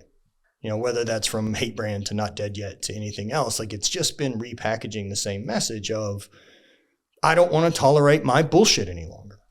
And I'm willing to dive in and go find out. But like after that career of throwing ended, you got to figure out what to do next. And I didn't know. And so that comes into experimentation. Let's go explore, try new things, because I remember sucking at that. Like go back to sucking at some stuff and be able to reinvent. Lately, I've been leaning a lot more toward Buddhist stuff. And so reincarnation is one of those I keep thinking about and like how to wrap my head around it. Because I also struggle with afterlife and like I'm not sure. Isn't that a better feeling? Like I've looked at all the comparative religions, let's say. I like the idea of reincarnation. I do too. And so my aunt, who's since passed away, who was my godmother, she was like weirdly, how do I put this to not sound weird? She was like almost like I used to joke and call her a witch more than anything. Perfect. Like, these are the people to hang out with. Yeah. So she was she was just one of these people that always was kind of within the fringe. Like whenever I talked to her, she was like, I saw somebody who did a reading and then she was always into something weird. I love talking to her. And as we got into this, she would always, I remember we were talking about something and she's like, well, they're a young soul. And she talked about like old souls and young souls. And I remember we sat and had coffee, she lived up in Canada. And she's like, oh, we come back. We keep coming back until you get it right. And so when you meet people, a lot of times when you see people that are disagreeable and this, they're just young souls. And then you meet people that are ready to move on. And she made an interesting point where she said early in Christianity, there was a feeling like the idea of heaven was concocted by the church. that the idea was that early on in Christianity, there was this idea of like reincarnation, that you get to come back until you get it right. Okay. And I had never heard that. And that's what she said. And I felt that is a better, much better ending story. If like, okay, hopefully I've done the body work that I need. And there was a movie about this. It was called Defend Your Life. It was in the 80s. And it was Albert Brooks, I believe, was in it, right? And maybe Meryl Streep. I could be fucking up the characters. But it was a movie in the 80s. And basically this guy dies. And then he goes, and there's this like big, like kind of like weird train session that kind of reminded me of Disneyland.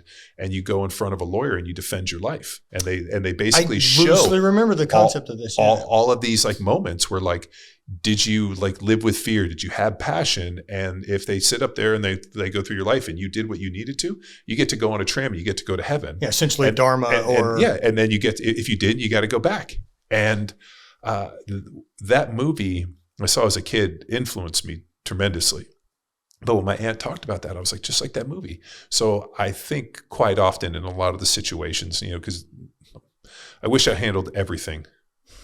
Like hindsight's 20/20. Sure. You look at like how I handle that situation. I'm like, I wouldn't have handled that situation at my age than I would have, and like that's the fun part about getting the sad part and fun part about getting older is you have the ability to remember how did I handle that? And hopefully over time you kind of develop a toolkit, a framework to like, I was a little impetuous back in the day, or I was a little bit, quick to rush in. I'm going to go a little bit slower. I'm going to see how this one plays. Like I have the experience to know how to manage the situation. Yeah. And so I think about that evolution, that if I'm still making the mistakes in my 40s that I made in my 20s, then I haven't worked to evolve. And if I ever have to go and defend my life in front of somebody, I can show them how I've grown and evolved over time. Like I was young and dumb, and now I'm less dumb and older. And hopefully, you handle things better over time. And I think that feels better to me than this idea of like, I happened to be born in the right place, which was exposing me to a certain religion, and I was baptized, and I accepted this, imaginary friend in the sky to be my personal savior. Yeah. And then upon my deathbed, I'll see a bright light, and I'll show up, and they'll be like, "Oh, because of this." Whereas some guy who, was born in the Congo, who was never exposed to this, he passes away, and he gets up there and like, hell, you were born in the wrong place. You get to go to hell. Yeah. Even though the Catholic Church will tell you, "Oh, no, if you were never exposed totally different for them." Yeah. So like that idea just like I can't make sense of that either. And so thinking along where I make sense of reincarnation now, because I don't know what I think about afterlife, or I don't know if I believe it's this cosmic washing machine the soul goes through and gets another run. But I look at it, a lot of like spiritual philosophical ideas around religion or anything else, that perhaps this reincarnation isn't like John's soul gets another ride. Mm-hmm. But this reincarnation are the fucking unhealed wounds that your kids have. And if you don't sort them out, they do. Mm-hmm. You have the unhealed wounds from your parents, this ancestral. Yeah, and that's the reincarnation. The generational trauma. Yeah, that's the reincarnation chance. Mm-hmm. Is who's the one to step up and actually deal with it and face it and heal it so that it doesn't get passed on. Now, they will have other shit to figure out. There always is. But I think that's where I've fallen on reincarnation makes the most sense to me, is like seeing it happen that way, like in a shorter time span, in the same way that not the same man, not the same river, right? Yeah. That like later in life, when I have those experiences, I am a reincarnated version of who I was then. Yes. Right. And you need that experience to get some perspective. Well, what if you had the ability to remember your past lives?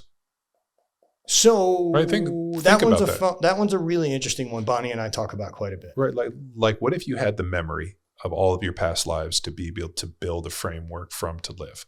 Because that's what I really look about, like over these different kind of seasons of my life, from, growing up as a kid, because I break them up into different ones. Like there's like up until the age when you start to drive, and then you have this weird freedom until you graduate high school, and then you go to college. And then for me, there was this like college moment where it ended, and then I went to the NFL, and then I lived in this kind of interesting, tumultuous life for a number of years. And then I retired and started, working in CrossFit and kind of this whole space we were doing in Power Athlete. And then I met my wife, and we had family, and now all of a sudden, like I'm a dad. And then you have like, the kids, we have my son, and then we basically leave California, move to Texas. And like all of these different seasons of my life have happened. I have the memory of all of them to guide me. So what's the difference in reincarnation? What if I could remember 100 lifetimes and I had way more information to pull from? Because really it just comes down to information. The person that can have the greatest access to information, allegedly in today's world, is the smartest individual. I disagree. Like think about how much information I Elon don't Musk think has. information is it. No. I think application of information, it only becomes wisdom if it's applied. Yeah. Well, otherwise you're just fucking reciting bullshit. Well, I always felt that for a long time, that access to information was the difference between like success and poverty. That's not true. Not true anymore. Not true at all, because everybody has access to everything. The entire fucking entirety of the world is right here, and you have people that are dumber today than they've ever been. Yeah, but if you don't have enough perspective to translate it, it doesn't make a difference. Like you still have to translate the information and put it to work. You have to do something with it. Like without action, it doesn't fucking matter. Like that's like hearing people talk about psychedelics and talk about the experience and what it is. But like, if you didn't apply anything, like you're a fucking tourist, man. Yeah. Like you just got the merit badge. Yeah, you just get drunk. That's it. Like you got the marriage badge and didn't do anything. And so I've kind of it's true, right? Like I hear a lot. I mean, since the kind of the psychedelic, and actually it was through you.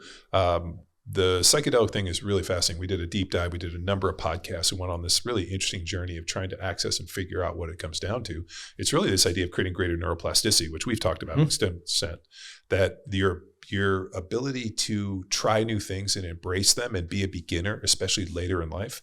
Like just for example, one of my buddies from college, my boy Stu, was going through some health issues. We were talking on the phone, and I was like, he travels a ton for work, and I was like, man, you need something with community. And I was like, dude, why don't you try jujitsu? So he went down to the Gracie Barra, and now he rolls, and like whenever he travels, he stops in, and this is the hour of fitness he needs. And like he posted something the other day, and I'm like, dude, I'm so proud of you that you made a life change, because he felt so rigid.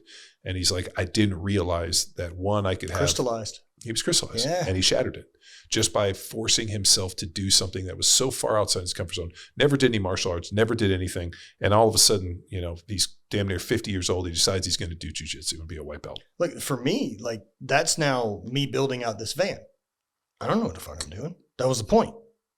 I'm better at it now than I was 8 months ago, but that was the point. If something breaks, you can fix it now. That's it. Like what I want to feel is more capable. And I think this transitions a little bit into the article you sent me with Chris Williamson about like having to have some experience before you can kind of be vulnerable. Mm-hmm.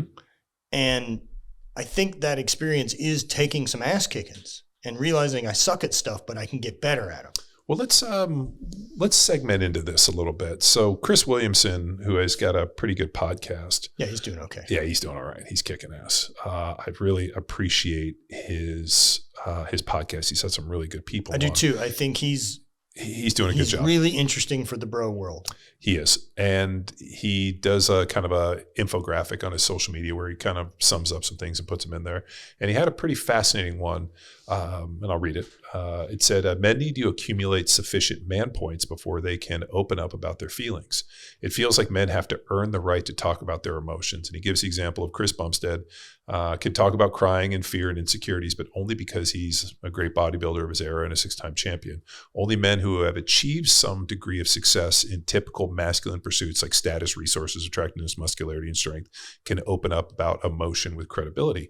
Once they've accumulated sufficient man points, some unspoken video game level unlocks where it happens, where emotions are allowed. But opening up before that, the prerequisite man points is interpreted as feeble and weak. The world still has many icks around the men showing their emotions, but far fewer it comes from a place of prestige than one of poverty. Now, what I find fascinating about this is these man points, I think, stem from women more than men. That I believe that women, by nature, their ability to judge a man, whether from shoes or like, what can he provide? That's very evolutionary. Yeah. That's been around a long time. Yeah. I mean, so their ability to kind of like tally you up, like, and what's fascinating to me is I didn't even realize this was happening because I lived in my weird ivory tower bubble where all my friends are over 6'5". Yeah. Everybody makes 7 figures. Right. Everybody's Yeah, a good athlete. weird. Like, no, it's a weird deal. So I didn't realize, one, that height was such a big deal until I started hanging out with non-professional athletes who were shorter, and I didn't really think anything of it. And they were like, oh, these girls. I'm like, what are you talking about? Like, oh, I wasn't tall enough. And I was like, that's something. That happens? Yeah, that happens. And so I didn't realize that there was this weird, like almost, I don't know what the word is, like this weird, like, hatred or just like, the short kings and Sure. this, like, I just didn't know that like height was a prerequisite for dating. Like, I heard like 6'6" and 6 foot, 6 pack, 6 figures. I was like, that seems, got it. that seems pretty low for my group. Like everybody's 6'5", 7 figures. And, chicks hate guys with a 6-pack abs and heavy wallet and big dick. Meanwhile, I have all 3. It's worked out fine. Yeah. So like, because of that ivory tower moment, like I also didn't know that men felt that they had like who's buying into this? Who believes it? Like, okay, so you go online and you're talking about your emotions. Some girls like, ick. Like, fucking, who cares? Fucker. Yeah. I don't fucking need her, because here's another fascinating thing about women. Women have an interesting expiration date. Women are like that in a lot of ways, which I feel bad for them. True. They have this kind of like uber hot, like kind of like called like 18 to like mid 20s, and they start approaching their late 20s. And if they haven't done what they needed to, whether both work-wise, all these other things, all of a sudden, like now their expiration kind of expires. So like the man points that they've been granting to men, all of a sudden they're like, pennies for the poor. Yeah. And that shit flips. And that's a sad realization. I think if both those people are making decisions based on the reflection from someone else is a bigger problem. But going into this idea about like, I can only accept your bullshit if you've accomplished something kind of thing. Mm-hmm. I think the accomplishing thing, while we'll call it man points, I think what it really shows to people is you're not reactionary to your feelings and can deal with them and still get shit done. And everyone has them. The separator becomes those who are just in feelings and can't fucking do anything. Well, so like Chris Bumstead, for example, Yeah. I don't know him. Yeah, I don't know. I don't know him either. The lisp. Yeah. The fact that he kind of reminds me of a big golden retriever. He seems really like kind of Seems like a lovely dude. Yeah, he seems like a great dude, right? He just like wants to work out and like have a great tan and pose in his undies, and he's really passionate about it. And he's got people around him that built a company. And when I hear him talk, he just kind of seems like you hear girls go, oh. But if he was 5'7", 250 pounds of chewed bubble gum, No one takes this. No. And then on top of it, like he obviously from the performance enhancing and dieting, he's losing his got hairline. hair plugs. Yeah, so he went to Turkey to go through that, and I saw that whole thing go down, and people were like so positive for him. But if he wasn't him, girls would be like, ick, and like the comments with this, he gets a pass because one, he's a good looking dude. He seems like a kind of a nice golden retriever. Like nobody gets like if you're out walking and there's dogs and a golden retriever runs up to you, nobody's nervous. Right? Like, oh, right. They usually like roll over. They're fluffy. They're excited. They roll over, you rug their belly, and everybody's like, oh, I love it. Like, I don't know anybody dislikes a golden retriiever. One of my pit bulls starts running at you. No. People fucking no. Non-cool. Yeah. Not good. They turn into prey immediately. They run away. Stop doing that. Even though pit bulls will run over and their whole goal is to probably lick you to death, if you know my dogs. But I feel like that golden retriever, people are like, oh. It's so disarming. Yeah. So for him, like, oh, he shares his emotion. Oh, he's in great shape. He's this. I mean, he's a good father. Like I feel like he gets the pass, but I feel like it's for all of the superficial reasons, like the bodybuilding and even though I think the bodybuilding, like I appreciate the fact that they do it because I know it's hard to diet and this. I mean, Bingo. It's great, but posing up in your under like there's no athletic endeavor to me. Like it's not like at the very end. No, there's it's not an death. athletic thing. It's an aesthetic sport, right? It's a beauty pageant. Yeah. It's the same type of thing. It takes a tremendous amount of effort to still be on stage, but you don't have to be athletic. No, but for me as an athlete, like I have a hard time being like, oh, these athletes. I'm like, are they? Really? I look at it now from what a difference in level of discipline that they have that I've never been able to touch. Yeah, I've got it in some regards, but like not like that. Not what it takes to be Chris Bumstead for a decade and manage my food that way. And the other 23 hours that he's not in the gym is where the real work's done, which means he's not reactionary to how he feels because no, he's not fucking motivated. Well, and on top Motivated? of it, well, what the fuck do you mean motivated? Think today? about you're hungry and like the toxic feeling of the drugs. Like that's a weird piece for me. Like I don't ever want to feel toxic. And I remember I recounted a story recently when I was out at Westside.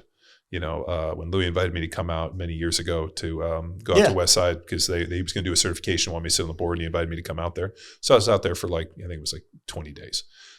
One of the interesting comments from one of the guys I worked with out there, he's like, I feel really toxic from the food and this. And I was like, well, you're taking a mass amount of drugs. You're eating this. You're eating cheeseburgers. Well, you're eating Bob Evans, which is even worse. And you're eating a Chinese barbecue. I mean, they're eating the worst fucking food. Like I feel toxic just being here. And you're in Ohio, which is, but that kind of like nature. I mean, the Sam Sulek where you're seeing like the acne and this, and I'm just like, fuck man. Like I know that Tren is now like the popular drug on social media, but that's not even approved for humans. Yeah, that's a cattle drug. I've never taken.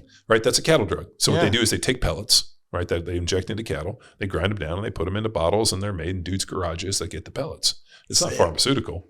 And they're like, great, we're blasting this. I mean, I saw after the Sam Sulek YouTube thing popped up, there were like these like little like kind of like Middle Earth dudes from like 5'2", the Tren twins. They literally looked like they were from Middle East. Yeah, that was their name. And I thought I was like, oh man, I love fucking Lord of the Rings. And I was like, oh, wait a minute. No, these aren't them. And these dudes are like 4'10", and that's their deal. And I'm like, man, like this is what a weird identity to choose to latch to, man. Yeah. Like at least the Barbarian brothers were better. The Barbarian brothers they were the best. Ruled. Yeah, they were the best. Cut off jeans. And they were jacked. And they made cool movies. They were just right outside of WWE. Yeah. Yeah, they would have been better. I think they're both dead. There was no way those guys were living. That makes sense. But that idea, I mean, the fact that men are subscribing and letting people grant them permission seems weird to me. And so that's what was most upsetting about this. But most people operate, I believe, in their own lives based on the reaction that other people give them, right? So it's almost like you're trying to make decisions based on the mirror, like based on a reflection all the time that you're getting from everyone else because there's validation and approval and you've been a pleaser and you don't know who you are and you're not confident enough to just say, I'm fucking going to do that. I don't give a shit what anyone else thinks. Like I'm going that way. And so it ends up being that needing approval. I'm scared to show that I fail or any of these other type of things. I think that gets a real trap for a lot of men to choose to go down a path of exploration, to be bad at something as an adult. I think so many men haven't tried to do anything new since they were 30 that you almost equate being bad at stuff with being a child, that adults aren't bad at stuff. Because the last time I was bad at something, I was a child because I also protect myself from being bad at shit as an adult without having to ever step outside of my comfort zone. Fuck, man. I never worried about sucking at something, but I do know that the shame of not being good at something was a driver to make me better at it. That's fair. I'll just give you an idea. So when I started learning to weld, I knew we were going to move to Texas and I was going to be in this environment, and I knew I needed a certain skill set, which is to build shit. Because like we're out here, who the fuck do I call for shit? So you need a certain skill set. Except now you're in the middle of fucking town. Well, when you first came here, we were. Yeah, no, we laughed about it driving in today. I was like, Jesus, fuck. Dude, we were in the country. This was a 2-lane road and dirts and this and like felt like no streetlights. Now all of a sudden there's a fucking highway out there in my house with streetlights and stoplights and commuters, and there's fucking literally 7,000 homes and communities. None of this existed. I tell people, I'm like, we showed up here. I thought I was living in the country. And then the fucking city moved to me. Thanks, Joe Rogan, you motherfucker. Thanks, Joe Rogan. Joe Rogan bitches out of COVID, comes to Austin, opens the mothership, has this cool podcast, and starts talking about how great Austin is. Everybody fucking move here. So fuck you, Joe. You know, I think, jokes aside. No, Joe Rogan's great. Sorry, Joe. I'm bummed that he doesn't get more light as a mentor of men. Oh. That like Andrew Tate gets. You don't think Joe Rogan's a mentor of men? Oh, I do think he is. Oh, shit. I do think he is. And I also think that someone like him should get a lot more appreciation for being open-minded, being physically fit, working really fucking hard and mastering multiple things from... He does like 5 podcasts a week. Well, and like mastery of podcasts. Oh my God. Then the UFC thing, then the fighting thing, then all the things that he's good at, the archery, the number of things, like he's still very curious. Yeah. And I think being a curious man who can allow yourself to not know things is a big step. Well, on the podcast, he goes on. I mean, he'll read stuff, but he's generally curious and asks questions. No, I I've been in a few situations. I met him at the mothership, but he was kind of fucked up. And then we were at the F1 event, and there was a lot of people. It was funny because he was there. I had worked with all of his security guys. So over the years working with NSW and the stuff that we've done, working as a contractor for NSW. So it was hilarious. I'd see him like, what the fuck are you doing here? Like, we're Rogan's security team. I haven't seen you in years, not since this. Yeah. So it was funny that I had worked with his security team, and it was neat to just connect with those guys. But I've been in a few situations, but I also think he's in a kind of a weird spot too. I fucking bet. He's probably could you say he's the most famous person in the world? No. No, I mean, look. Not in the world, but I mean, he's probably the most powerful media individual. Like he's built something that we haven't ever had before. Which is he's not owned. Well, he's not owned, but he might be the most influential public figure, media person on the planet. I think that's probably currently the fact that Trump showed up to be on his podcast. It's not like Trump has a podcast. He literally showed up to be on Joe Rogan. That thing got 45 million views in a short amount of time, and was probably the difference in him winning the presidency. So much so that's real weird that Trump was at the UFC. I mean, I don't know if you watched the John Jones deal. I didn't see the fight. Oh, so I watched the UFC deal, 309. Trump comes in, and he's over there and fucking walks straight over and gives Joe Rogan a hug. Thanks, Joe. Thanks for making it happen. And he's with his Avenger cast of weirdos. I mean, he's got Elon Musk, and he's got RFK. I mean, dude, he's got I was sitting there kind of a little sad for a second. And I was like, man, I've had a couple opportunities to meet Trump, and I haven't done it. And I wonder if I could have somehow got on the Avengers team. Could I got on the plane? And I'll tell you, why? One, I'm taller than him. And I know that's a big deal for him. I know his one son's pretty tall, but I'm like, okay. 6'9". Yeah, I'm 6'6", white dude. Ex-NFL guy, I could totally be on his team Avengers. You want to do health and fitness and performance and wellness? I'll totally spot RFK. Yeah, you just need to slide in under RFK. Yeah. Be like, make America jacked again. That's what we're doing. What a weird place we're at in this country. What, the fact that Joe Rogan, so think about this. The fact that a few comics who happen to live in Austin that are funny, disagreeable, like the Tony Hinchcliffes who I've met before. Tony's fucking hilarious. Mm-hmm. But these individuals who open drug users, these guys take shrooms, the whole thing. Those guys were the difference in probably a presidential election. So we went out to the mothership last night, the group of us, and Joe performed. And one of the things he opened up with, and he's like, what a wild fucking couple of weeks, right? And he's like, how has this country let me get to the fucking point that I have influence over a presidential election? He's like, I'm an idiot. What the fuck are you people doing? Yeah. And it's right on. I think that's heavy. I think Rogan right now is as far as media goes, I think he's probably the biggest kingmaker that we currently have. Yeah. That if he can, you still have to have your shit together. Yeah. But he can bring light that changes your entire life. Yeah. Just from we vibe. Let's hang out quite a bit. And then that'll do it. Yeah. I mean, just the people that are around him. I mean, look at Tom Segura, Bert Kreischer, any number of Tony people. Hinchcliffe. I mean, all those guys. Crazy fucking talented. I am not saying these people haven't earned their fucking spot. Yeah. It just so happens also that but even look at the UFC. The UFC didn't know that they were hiring an announcer that was going to be the most prolific fucking podcaster in history. And when you, I have a general disdain for Dana White. Do you? Yeah. There's something about him. I don't know what it is. And it was it's just because he's from Boston? No, it was probably the fact that he was on a podcast and he was talking about jiu-jitsu. Oh. And he was like, oh yeah, the gi and this. And the minute we went no gi and this, and I realized it reminded me of a 13-year-old boy talking about a threesome. He's never done jiu-jitsu, and he was fucking full of shit. You know how it is, man. Yeah. There's chicks everywhere. Yeah. So then I was sitting there and I was like, why it's such a weird one to bullshit about. Yeah, why do that? Yeah, and he was out of shape, and then he got hooked up with the whole Gary Breda thing, and they were talking about I don't know. It just also the way he treated Francis Ngannou. I wanted to see that fight, and he was like, he'll never do anything. And the guy went and made a ton of money, did really well for him. And like, he's weirdly fucking bitter. And like, it's him, it's his universe, and you're just fucking playing in it. And the guys like Conor McGregor that have done very well. And his, the fact that he has the biggest man crush on John Bones Jones, which he should, he's a fucking great fighter. He might not be a great human. I don't think that's up for debate. I don't really care. Also, that Venn diagram doesn't have to fucking overlap. No, like, why do you have to be a gentleman in this? Like, Charles Barkley, man. I ain't a fucking role model. Look at Mike Tyson. Right. Like, dude, I was thinking about that after watching the Jake Paul and everything going on. Oh, dude, Tyson threw that fight. Fuck, that was fixed. I was so sad watching it. He did his little duck hop around, and Jake Paul went with his shitty punch, and Tyson went to knock him the fuck out, and he pulled the punch. So my take on watching it, Tyson's legs were not under him. Like, he couldn't close distance. I would love to watch. He pulled his punches. We'll watch it. I would like to watch those fucking dudes fight in a walk-in closet.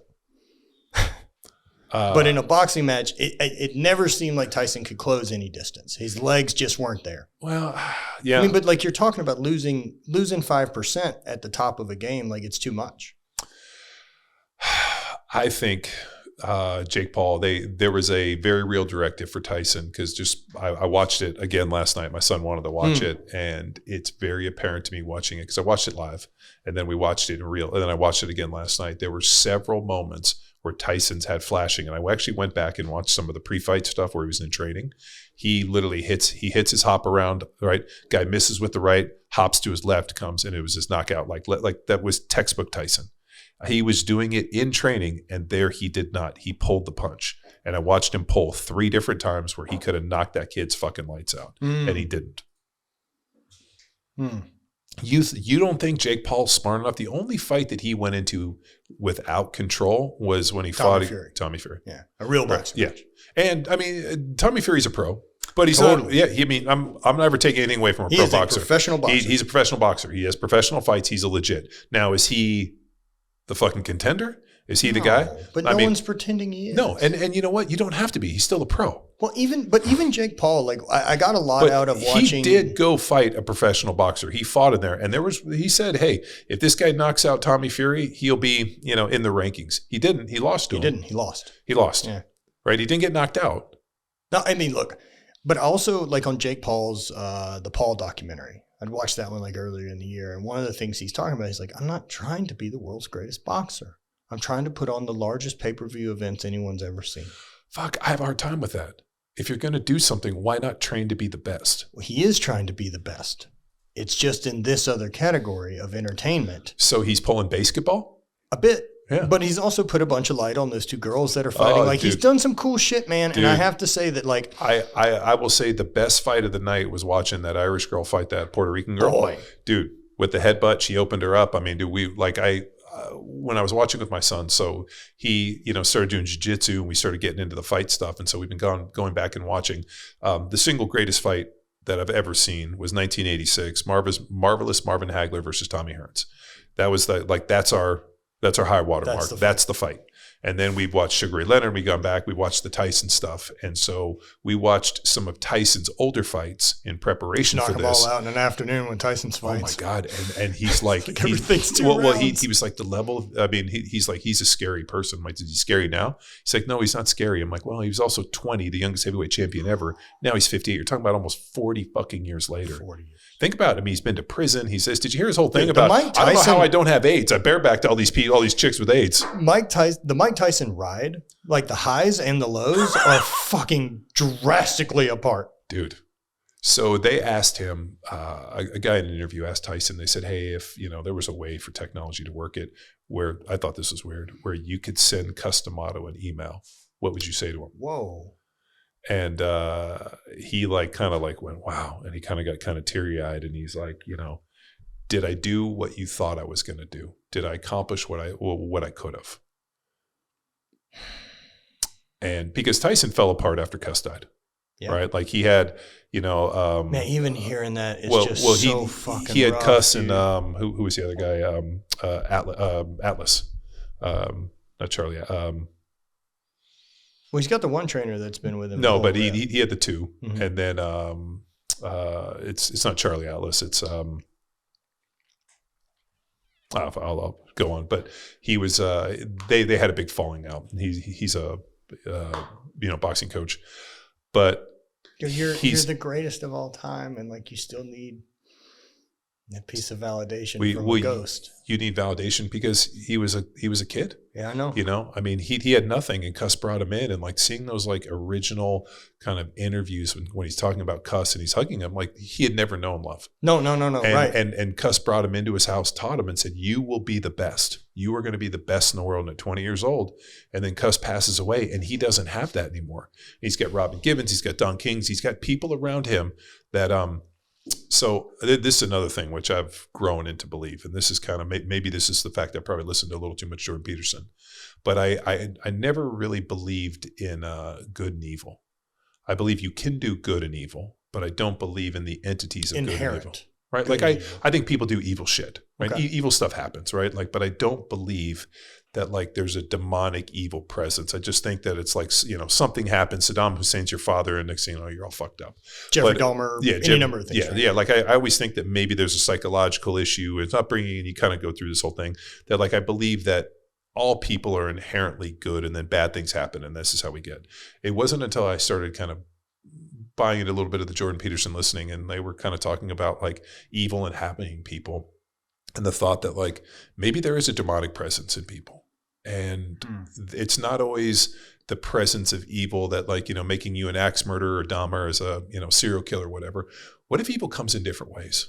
What if evil comes in the form of Robin Givens or Don King who sees? And he had that, Tyson had this interview with Francis Ngannou where he said, he goes, people like us are favored by God because you have talent. But he goes, if you're favored by God, you're also favored by the devil. You have to remember who got you here, and you got to stay with him. You got to leave with the one that brought you here. And like, it was a pretty powerful thing that he said, but I honestly think that, because think about, Job, for example, he was, God's chosen, and the devil came to him and said, let me give a try. Let me see if I can corrupt this individual. Maybe Tyson, for all that he had went through, Cuss D'Amato gets him to this point. He's the best in the world and everything. Cuss leaves, and the fucking devil was around him. The people, the Robin Givens, the Don Kings, these people were sent to test him, and he failed. And it fucking his whole life. I mean, he was at the pinnacle, and like that was an interesting point. And I guarantee if I sat on this podcast, one of my goals one day is to either be on Tyson's podcast or have him on mine. I'm gonna find a way to make it happen. So I'm putting it out in the universe. I'm here for that. But I want to ask him. That statement that he made to Francis Ngannou about favored by God, also favored by the devil, I guarantee as soon as he said it, it literally like hit me over my whole body. And I was like, maybe what happens when you have that success and you're favored, the devil comes in different ways that you're not expecting, maybe in the form of a woman or a promoter or a friend or this. And all of a sudden it fucking derails your life, and you could have been the best ever. Right. And he was. I mean, he's hands down. Right.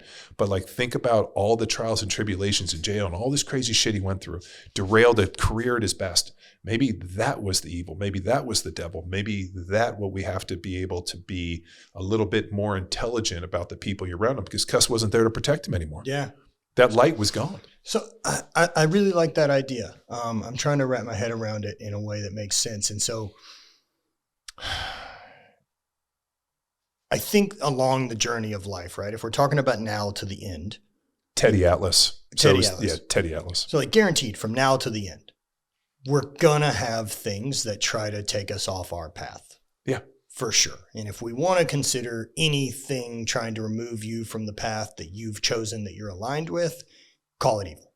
Sure. It's doing malicious intent to the thing that you're on. Yeah. Or it's just a problem. It's a thing that has to be solved. I think letting it win and going into it still is the choice, right? Like, I think the universe, when you're doing well, is kind of designed as a feature, not a bug, to test you. Yeah. To be like, is this really what you want? Pride before the fall. Yeah. Is this really what you want? Oh, Because I need you to fucking answer it when the call's hard. Oh, you think you got everything you want? Let me snatch it from you. Yeah. I had, one of my clients I talked to this week, he said his relationship with his mom was really interesting, and that idea of like snatch it from you. He said, I'm apple of her fucking eye. Like, I'm the one, I've seen her attack people, I've seen her throw venom, and I've seen it go, but it's never been at me. And it wasn't until like I turned 30 and got married and had a kid that she did it. Do you know why? He didn't. Look up something that's called the devouring mother. So it's basically the opposite of the Oedipus complex. Yes. Kinda. So get into the devouring mother. Actually, fucking Jordan Peterson had a really good piece on this idea of devouring mother. So it's something that I talk with my wife a lot about, where she'll talk about different mothers at the barn and this and this. And I've always, I like devouring mother. Look out for this devouring mother. What they want to do is they want to devour the children so that they're always needed. Yeah. And the minute that they're not, because like being a mother is an interesting piece, right? Like, I mean, this is something that, you know, you become this You came out of me. Oh, that's fucking crazy. I just flew to, I was out this weekend for Philippe's deal at the Crown for IBJJF Crown. And I went to go see my mom. And it's always interesting because, you know, my dad's passed away. My mom lives around the corner from my brother, so she's involved with them a lot. And I talk to her enough, but like got a chance to hang out with her. And there's always this like, you don't come and see me enough in this. And I'm like, well, Mom, I'm living my fucking life. You can always get on a plane and come to my life, but she doesn't want to get on a plane. So, I mean, but it's fine. It takes a little bit for us to get through this. But the one thing my mom talks about is she's like, I didn't raise you to be dependent on me. I didn't raise you to be dependent on women. She said a lot of women raise their children and their sons to be dependent on women and dependent. She's like, I didn't want to have weak sons. Yeah. I sacrificed a little bit on one side of this thing to make sure that my sons were strong and would go out in the world and accomplish something. And she's always, you know, make sure you tell this to your wife kind of a deal. And but that was the nature of it. But I think as a parent, and I've told my son this, and you'll probably appreciate this. The only person on the planet that wants you to be better than them is your father. And I tell my son, I will know. I don't think it's universal, though. Well, it should be. If it's should not, be. It should fucking be. Absolutely should be. I tell my son, the marker for whether or not I did a good job is if you're a better version than I am. Well, I look at that as, you know, anyone I coach, I look at that as working with Brant. Yeah. You know, working with Brant for the last 5 years. I mean, you met Brant very early on. Oh, he's still a retard. I saw him come in those short ass shorts. I'm like, it's 42 degrees out in Texas. Fine. And he's like, I didn't even notice. I do like that kid. But, you know, he's 28. Yeah. I think I met him. Yeah, filming the motorcycle show. I think I met him at like 18. Yeah. Filming the motorcycle show. And then like. Yeah, I remember him hanging on the back of the fucking trailer. 3 trips to Uganda later. Like, that ain't a fucking kid. No, he's seen some shit. He's done some shit. Yeah. And so like the idea of like the masculine and feminine and this balance that we're looking for, I've just turned it into this idea of like monk and motherfucker and remove the genders from it. Like that motherfucker is how shit gets done. That's the Chris Bumstead that deals with the problems and goes to the fucking gym because I don't feel like it. What do you mean how you don't feel like who fucking cares? What the fuck does how does you feel have to do with you trying to live a great life? Well, isn't that, I feel that's a very feminine thing. Like whereas of course it is. It is. And I don't know why that got infected for men. I hear this all the time. Like, what do you mean you don't feel like it? Yeah. What do you mean you don't feel like it? What does that mean? Well, I think a lot of people are looking for purpose to be given down as like this divine thing that you stumble into instead of realizing that the power is in you to choose purpose. Yeah. It's fucking up to you. Yeah. Like you've got to decide. Like even if it's a job you don't like when I was doing outside sales, like is outside sales for this oil and gas company my purpose? No. It provides me with an income and free time to do things I love with. That's its fucking purpose. Yep. It serves me. Yeah. Not the other way around. Like being able to lock those two things. The monk, that side of the brain is the one that keeps me from being reactionary. That's the one that understands that like I choose to do the things that make me feel how I want to feel after. Not the other way around. Not waiting to feel a way before I take action. Yeah. Oh, I didn't feel like working out. What the fuck do you mean? I didn't feel like working on my business. I didn't feel like reaching out. I always think too, if like the emotion or like a lack of desire comes up, I take a short little recess, just like in school. I'll be like, all right, I'm going to take a 10-minute recess. I'm going to get back in the fight. Yep. And like, or, you know, like, let's say we had to punt and you go sit on the sidelines, you're waiting for your chance to get back in the fight. So like we never played 72 plays in a row. I played them in shorter stints. Right on. So you got a lot of repetition in the game of like, well, and also look at your skill set of failing, which is we didn't score a touchdown on a micro level. Yeah. Like that's the goal of us having the ball, right? Like anything less than that is a fucking fail. We still got to get up and fucking do it again. And then after the game, win, lose, or draw, you got to get back to Monday. Yeah. So the universe, from what I can tell, doesn't track failure. Well, I think it does if you don't acknowledge it. And my other favorite too is you never really lose if you never quit. That's the big one. If you just keep there is some bit of a war of attrition to this game of like just continuing. I've had over the last year, I've had the rare opportunity to basically hang out with a billionaire. Right? Yeah. Like I do his training and stuff. And like we've gotten into a whole bunch. So now it's kind of a really interesting relationship. I got 10 minutes. Okay. I'm going to finish this thought and then I want to read you these 10 rules that I came up with after kind of like thinking about that Chris Williamson thing. But I came up with like 10 rules for life, so I was going to read you those. But I asked him, how many people have you seen win and lose fortunes just because they didn't go another day?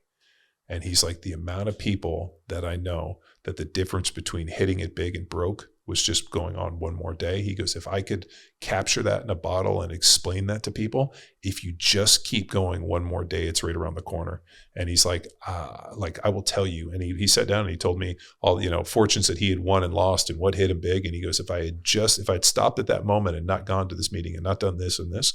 And he's like, you never know where the opportunity is going to be. So you have to keep waking up and keep going because you don't know where it is.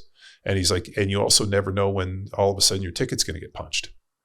You never know. So he's like, you got to keep moving ahead. And my goal was simple, or his goal was simple. I got to put on 6 pounds of muscle. We put on 7.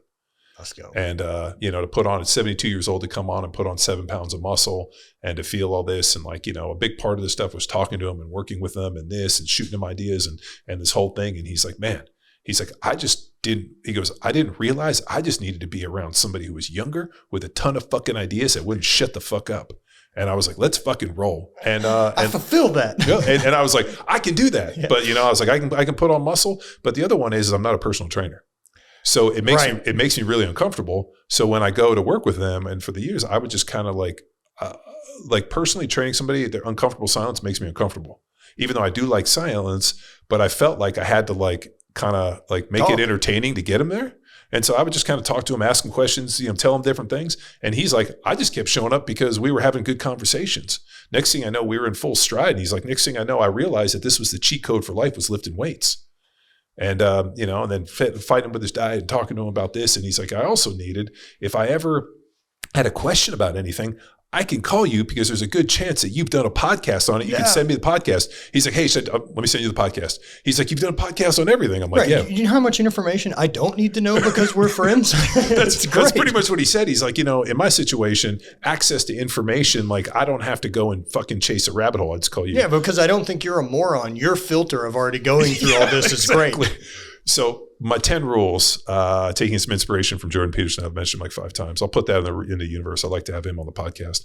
But number 1, stand up straight with your shoulders back, head held high, gaze fixed on the horizon, carry yourself with confidence and face the world head on. Number 1. Number 2, treat yourself like somebody you're responsible for helping. Don't neglect your own well-being. Craft yourself into someone you're proud of. Number 3, surround yourself with people who want the best for you. Make friends with people who lift you up. Find a mentor. The circle matters. Set your house in order before you criticize the world. Before finger pointing, make sure your own life is in order. Build a strong foundation by taking full responsibility for your circumstances. Number 5, pursue what's meaningful, not what is easy.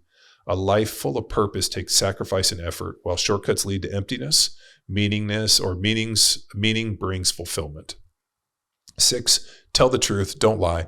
Honesty is the foundation of character. Lies weaken you.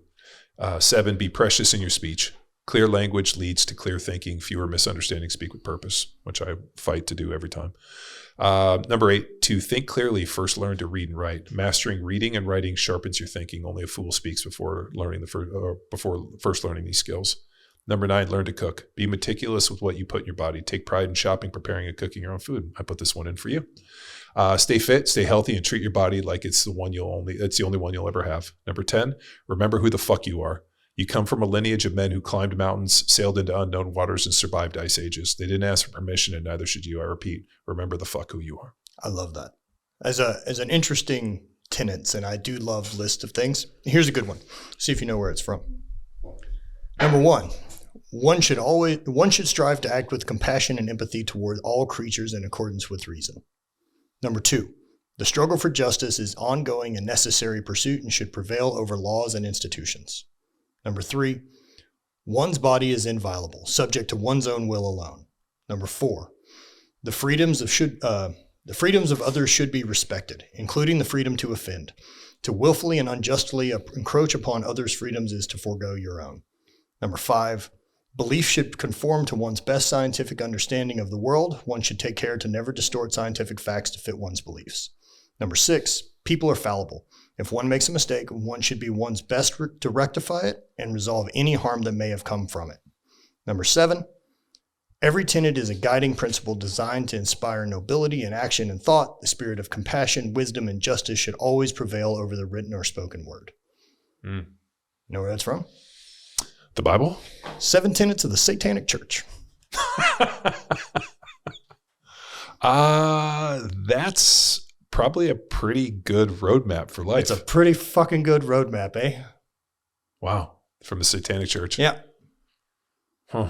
Because the whole deal with the Satanic Church is being contrary. It's just not doing it for the sake of. Like, one of their big things I saw that they made like a movement with was, we have a bunch of these around the country, and it's these 10 commandments that are on Capitol grounds. Big granite thing. And so they, this isn't a Christian country, it's freedom of religion. We would also like to provide a statue to be represented. It is a Christian country. But it is found on religious freedom. Well, it's true. It's religious freedom, but sure. At our core, everybody and our founding fathers was some form of religious entity. I mean, they're still under God. I mean, there's laces of lots religion. And lots. Yeah, I agree. And so they were like, we just would also like to be represented as well. So we'll provide our own statue. It doesn't cost you guys anything. We just want it next to this one. And so they made this big, giant 6-foot Baphomet statue. And people got up in arms about it. It's just like, we can't put that. They're like, we're not getting in there. Like, or we just get rid of the commandments. We're cool with both. Either everyone's represented or no one is. And the funny part about the commandments, and watching people like getting up in arms about it over this documentary, all of those commandments ended up on these Capitol grounds as a promotional from MGM when they did the movie with Charlton Heston. They delivered them and did press. Wow. That's why they're there. It's a fucking movie prop. It's a promotion. We're a weird country, man. We are. I think we're a nation of lost souls. And we're also, it's a really unique place. No one's done this in 200 years with the country. No. And on top of it, why is it that the United States and whatever the social experiment we're doing here is the epicenter of the world? I'd also like to throw in, I'm not a Satanist. I just want to, I've talked about that twice.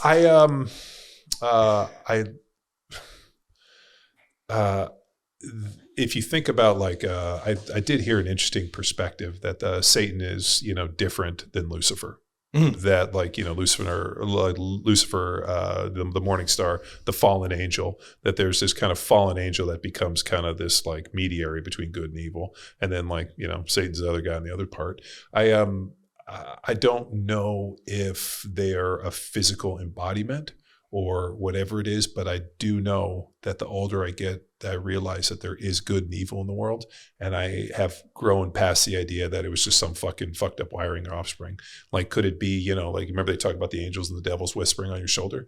I wonder if there's like something demonic whispering in people's ear, like forcing them, being like, hey, fuck, what's that quote? Everything, like, hey, you're married, you have this great kid or a great family, everything's going well. I think you should go do this. So I heard something say that like those voices in our head, that like in the same water that the mystic can swim, that's where the schizophrenic is tortured. Yeah. I have clear purpose in my life. Yep. Like I wake up and I don't fear what's going to happen. Like whatever, like people are like, oh, there's a revolution that happened this. And I'm like, if there is, call me, then we'll figure it the fuck out. Dude, I have to cut. I know. Dude, as always, do this for weeks. As always, it is one of my favorite podcasts to sit here and chop it up with you. And I'm sad we don't get to do it more often, but I always do cherish the moment. Look, man, I'm working on a van. I plan on spending a little bit more time in Austin over the next couple of years. You're always welcome. I know it. All right, brother. Be Love good. You. See you. Hey there, Power Athlete Nation. Big shout out to all the heavy hitters who stuck around till the final whistle. If you've been soaking in the knowledge bombs and epic tales we've been dropping for free, here's your chance to be a game changer. Swing by kofi.com/powerathlete and toss a few bucks our way to keep the podcast fueled and firing on all cylinders. That's ko-fi.com/power athlete. Your support makes a difference. See you.